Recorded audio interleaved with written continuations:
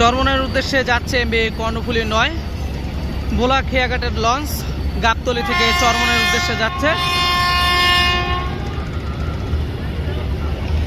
তো দেখতে পাচ্ছেন চরমনাই বার্ষিক মাহফিল উপলক্ষে রিজার্ভ ট্রিপ নিয়ে গাবতলী থেকে ঢাকা হয়ে চরমনাই উদ্দেশ্যে যাচ্ছে এমবি কর্ণফুলী 9। সকলে ভিডিওটি দেখুন, ভালো লাগলে লাইক দিয়ে কমেন্ট করুন, আর এই চ্যানেলে নতুন হয়ে থাকলে অবশ্যই চ্যানেলটি সাবস্ক্রাইব করে পাশে থাকা বেল বাটন বাজিয়ে দিন। ধন্যবাদ সবাইকে।